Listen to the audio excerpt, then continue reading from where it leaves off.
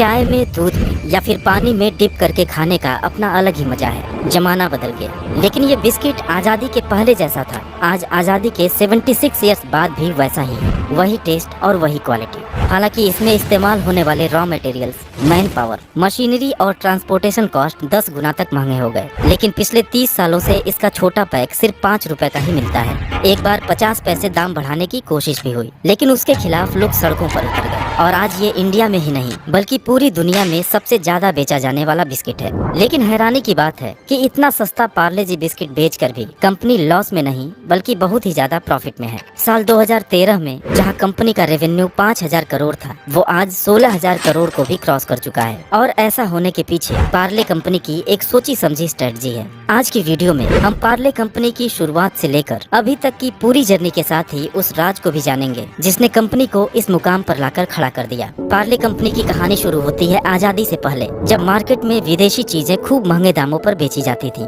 Biscuits और candy जैसी छोटी चीजें भी इतनी महंगी थी कि सिर्फ अंग्रेज ही उसका इस्तेमाल कर पाते थे। और ये बात मुंबई के एक सिल्क व्यापारी मोहनलाल दयाल जी को हमेशा खटकती थी। उस समय अंग्रेजों से आजादी के लिए देश में कई तरह के आंदोलन चल रहे थे और गांधी जी के असहयोग आंदोलन से मोहनलाल इतने इम्प्रेस हुए कि अपने देश में ही कन्फेक्शनरी का बिजनेस शुरू करने का फैसला किए, ताकि अंग्रेजों को आर्थिक चोट तो लगे ही, साथ ही हमारे देश के गरीब लोग भी सस्ते दाम पर कैंडीज और बिस्किट्स का मजा ले सकें। लेकिन ये बिजनेस उनके लिए बिल्कुल नया था, इसलिए कन्फेक्शनरी के बिजनेस को समझने के लिए वो जर्मनी गए। वहाँ जाकर कैंडी बनाने की तकनीक सीखे और जब इंडिया वापस आने लगे तो अपने साथ एक कैंडी मेकर मशीन भी खरीद कर ले आए। साल था 1929। मोहनलाल दयाल जी मुंबई के विले पार्ले में एक पुरानी फैक्ट्री को खरीदकर उसमें जर्मनी से लाई हुई कैंडी मेकर मशीन इंस्टॉल करा देते हैं और अपनी फैमिली के ही 12 लोगों के साथ मिलकर कैंडी बनाना शुरू करते हैं। काम की इतनी जल्दबाजी थी कि कंपनी के नाम के बारे में कुछ सोचा ही नहीं, और जब कोई नाम समझ में नहीं आया तो उस जगह के नाम पर ही अपनी कंपनी का नाम पार्ले रख दिए। और इस तरह पार्ले कंपनी के विशाल बिजनेस एम्पायर की शुरुआत हुई। पार्ले कंपनी का पहला प्रोडक्ट था ऑरेंज कैंडी। हालांकि उसके बाद भी कई और तरह के कैंडीज बनाए गए, जिसने मार्केट में बहुत ही तेजी से अपनी जगह बनाई, क्योंकि यह देशी स्वाद में बनाया गया भारत का पहला कॉन्फेक्शनरी प्रोडक्ट था।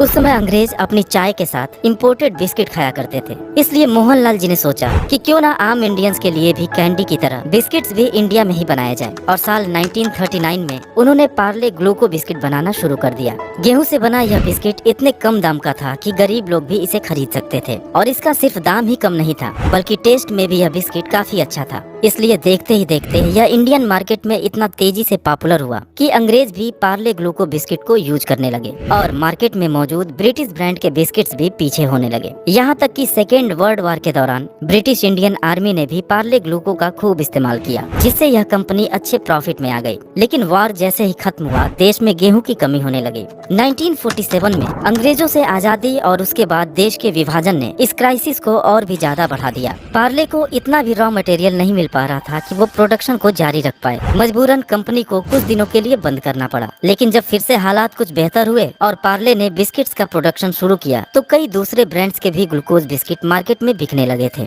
हर कोई अपने बिस्किट के नाम के पीछे ग्लूको या ग्लूकोज का इस्तेमाल करने लगे। कंज्यूमर कंफ्यूज होने लगे और पार्ले बिस्किट की बिक्री पर भी काफी बुरा असर पड़ने लगा। लेकिन प्रॉब्लम ये थी कि ग्लूकोज एक कॉमन वर्ड होने की वजह से उसका कॉपीराइट नहीं मिल सकता था। पार्ले ने भीड़ से अलग और प्रीमियम दिखने के लिए 2 स्ट्रेटजीज पर काम किया। सबसे पहले तो उसने अपनी नॉर्मल पैकेजिंग को चेंज करके एक पीले वैक्स पेपर का इस्तेमाल करना शुरू किया, और जहां पैकेट पर पहले गाय और ग्वालन की फोटो हुआ करती थी, उसकी जगह लाल रंग के पार्ले ब्रांडिंग के साथ एक छोटी सी लड़की की तस्वीर को छापा जाने लगा। हालांकि ये तस्वीर एक काल्पनिक पिक्चर थी जिसे एवरेस्ट ब्रांड सॉल्यूशंस ने तैयार किया था। और उनकी दूसरी स्ट्रेटजी की बात करें तो साल 1982 में उन्होंने पार्ले ग्लूको का नाम बदलकर पार्ले जी कर दिया, जहां जी ग्लूकोज को रिप्रेजेंट करती थी। लेकिन आगे चलकर कवर पर जो छोटी लड़की थी उसी को अपना ब्रांड एम्बेसडर बनाकर और जी फॉर जीनियस के मैसेज के साथ टीवी पर जोर शोर से एडवर्टाइज करना शुरू कर दिया। और पार्ले जी रेस में इतना आगे निकलता चला गया कि बाकी कंपनीज के लिए उसके आसपास भी पहुंचना मुश्किल हो गया। दोस्तों 90s में पहली बार पार्ले जी का प्राइस 5 रुपए किया गया, और आज 30 साल बाद भी उसका प्राइस 5 रुपए ही है। लेकिन ऐसा नहीं है कि कंपनी ने दाम बढ़ाने की कोशिश नहीं की। एक बार तो सिर्फ 50 पैसे दाम बढ़ाने की जब कोशिश हुई तब लोग सड़क पर उतरकर विरोध करने लगे। तो ऐसे में सवाल ये उठता है कि कोई कंपनी भला अपने प्रोडक्ट का प्राइस इतने लंबे समय तक सेम कैसे रख सकती है। इसे समझने के लिए पार्ले की बिजनेस स्ट्रेटजी को समझना जरूरी है। अब लोगों के प्रोटेस्ट ने तो ये साबित कर दिया था कि पार्ले जी अब देश का बिस्किट बन चुका है और गरीब से लेकर अमीर तक हर कोई इंसान इसको पसंद करने लगा है। बस इसी बात को कंपनी ने भुनाना शुरू किया। पार्ले जी बिस्किट को कंपनी ने ड्राइवर प्रोडक्ट बना दिया, यानी कि इसे प्रॉफिट के लिए नहीं बल्कि इसलिए बेचा जाने लगा ताकि अपनी पॉपुलैरिटी और कम कीमत की वजह से पार्ले जी हर दुकान, हर घर और हर वर्ग के लोगों के बीच नजर आता रहे, जिससे कि कंपनी की ब्रांड अवेयरनेस बनी रहे। लेकिन बिना प्रॉफिट के सिर्फ अवेयरनेस से तो कंपनी चल नहीं सकती।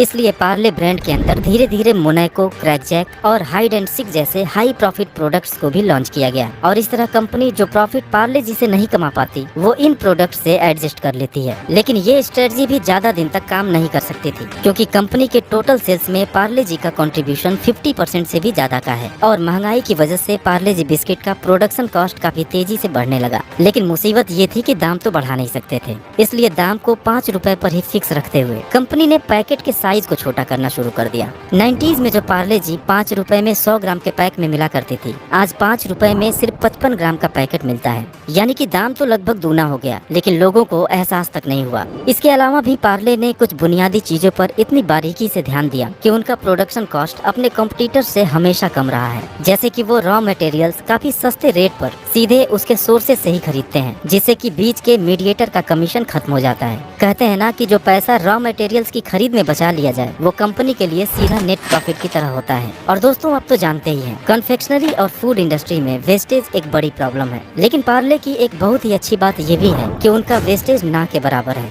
आपको जानकर हैरानी होगी कि पार्ले जी का 115 टन बिस्किट बनाने में सिर्फ 1% का वेस्टेज होता है। साथ ही उनका प्रोडक्शन लाइन भी इतना प्रॉपरली मैनेज्ड है कि उसकी एफिशिएंसी भी काफी हाई है, जो प्रोडक्ट के कॉस्ट को कंट्रोल करने में मदद करती है। पार्ले को जब ये रियलाइज हुआ कि उनके कस्टमर्स काफी प्राइस सेंसिटिव हैं, तो उसने अपने ब्रांडिंग और पैकेजिंग जैसी चीजों पर होने वाले खर्च को जितना हो सकता था उतना कम कर दिया। यही वजह है कि पहले जहां पार्ले जी बिस्किट वैक्स पेपर की प्रीमियम पैकेजिंग में आती थी, आज वो एक सस्ती प्लास्टिक पैकेजिंग में आने लगी है। फैक्ट्रीज की स्ट्रेटेजिक लोकेशन भी पार्ले जी के लो प्राइस होने की एक मेन वजह है। दरअसल जितनी भी जगहों से डिस्ट्रीब्यूशन के एक बड़े हिस्से को कवर किया जा सकता था, पार्ले जी ने उन सभी जगहों पर अपनी फैक्ट्रीज लगाई हुई है। यही वजह है कि आज हमें मुंबई, कर्नाटक, राजस्थान और हरियाणा जैसे कई जगहों पर पार्ले जी की फैक्ट्रीज दिखाई देती हैं और इनमें से कोई भी फैक्ट्री मेन सिटी से 60 किलोमीटर से ज्यादा डिस्टेंस पर नहीं है, जिससे फायदा ये है कि उनके ट्रांसपोर्टेशन और लॉजिस्टिक कॉस्ट में काफी बचत हो जाती है। 2003 में पार्ले जी को दुनिया में सबसे ज्यादा बेचा जाने वाला बिस्किट डिक्लेयर किया गया और जैसे जैसे वक्त बीतता गया पार्ले जी एक साम्राज्य की तरह हो गया। लोगों की जरूरतों के हिसाब से हर साइज के पैकेट का ऑप्शन मार्केट में रखा गया। पार्ले जी बिस्किट की सक्सेस का अंदाजा आप इसी बात से लगा सकते हैं कि अपने 130 से भी ज्यादा फैक्ट्रीज के जरिए ये हर महीने 100 करोड़ पैकेट का प्रोडक्शन करते हैं। देश के 50 लाख से भी ज्यादा रिटेल स्टोर्स के जरिए पार्ले जी बिस्किट को बेचा जाता है और हर सेकेंड लगभग 4500 लोग इस बिस्किट को खाते हैं। इंडिया के अलावा दुनिया के 7 और कंट्रीज में भी इनके मैन्युफैक्चरिंग प्लांट हैं। 2013 में जब कंपनी ने बताया कि सिर्फ बिस्किट से ही उन्होंने करीब 5000 करोड़ की सेल की है, तो हर कोई हैरान हो गया, क्योंकि पार्ले जी यह करिश्मा करने वाला भारत का पहला FMCG ब्रांड था। कोविड लॉकडाउन के दौरान भी कंपनी का सेल्स गिरने की बजाय इसके सेल्स में तेज उछाल देखने को मिला, क्योंकि सबने पार्ले जी बिस्किट पर ही अपना भरोसा जताया था। तो दोस्तों ये था पार्ले जी बिस्किट की पूरी कहानी। उम्मीद है कि ये वीडियो भी आपको पसंद आई हो।